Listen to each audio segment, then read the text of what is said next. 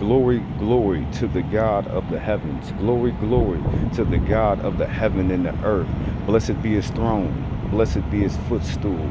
Let your God, let all your enemies before your very feet. Let your God take your enemies and turn them into the millstone of the grind of the dust. Now, peace and blessings, peace and blessings. It's your brother Israel. It's early in the morning time and class is in session because the topic for this morning time is reparations. Now, I'm gonna ask a couple questions. I'm gonna ask my brothers and sisters a couple questions, and then I'm gonna tell you where I got hung up and where I got frustrated, and just the wording and just the rhetoric that is being used towards reparations. And I got a little cool little 5 minutes on my hands so I can talk about it. Now, the first thing is, I hate it. I hate it when your government or people in power or it could be the politics and the mayors and the Senate, anybody in Congress, they be sitting up over there, they be talking about like, Oh, y'all speaking from a victim. here go the main one of their main talking points that they use. They say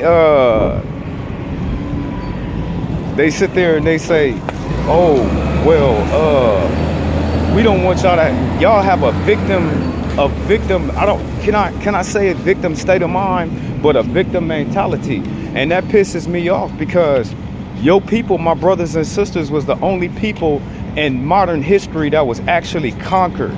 They were conquered and turned into, I can't even say that your people were slaves because they were lesser than the beast of the field. They were looked at as property, as a commodity, as something that carries value. But far as in self, humanity and dignity, they didn't get any of those things because they was looked at as property. So how the hell you gonna sit up there and tell somebody, oh, black people got a victim state of mind? They people was conquered in this country and exploited.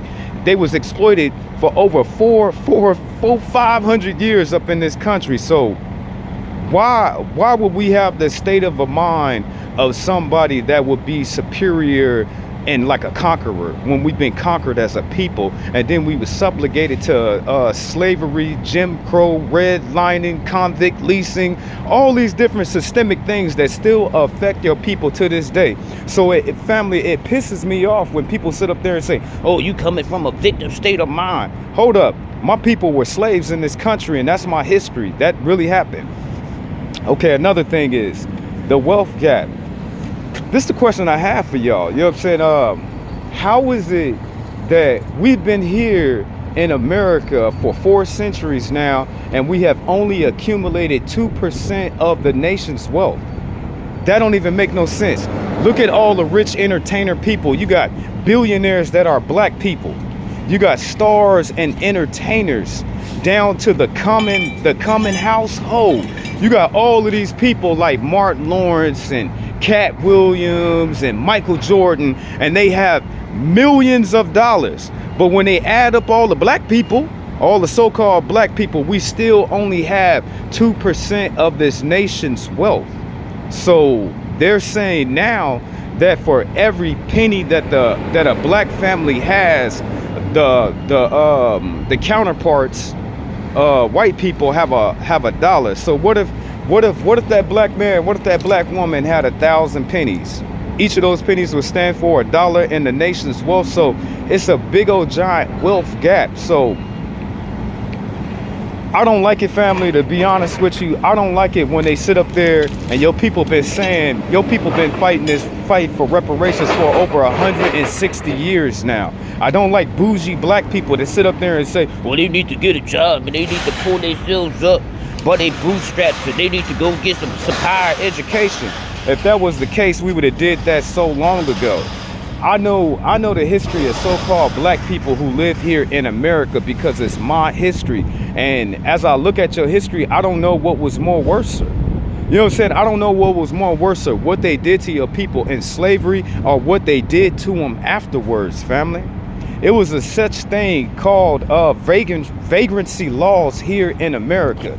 Now, let me show you how much of a coward that your government is. Your government freed your great grandparents in the Code of December in 1865, depending on where you live at here in America. Some people, some states say 1880, but they released your people, and then they made it illegal. They made it illegal for them not to have a job, family. You know what I'm saying? For them not to have a job, they was placed right back into slavery. So I don't, and these systemic things that's been going on with your people for the last 160 years, they still affecting your people all the way down to this day, or you wouldn't have a wealth gap to where black people only own 2% of the nation's wealth.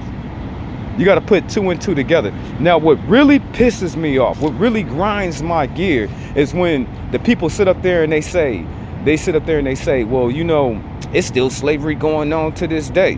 How can you monkeys sit up there? And yes, I call them monkeys. How can you monkeys sit up there talking about the white people and anybody else that got a problem with what I'm saying? How can you monkeys sit up there and say that there's slavery today, and you comparing my people they wasn't indentured servants in this country. They were looked at as property, lesser than the beast of the field. So it's 2024, and they're comparing your ancestors and your great grandmothers and your great grandfathers to people that work in sweatshops.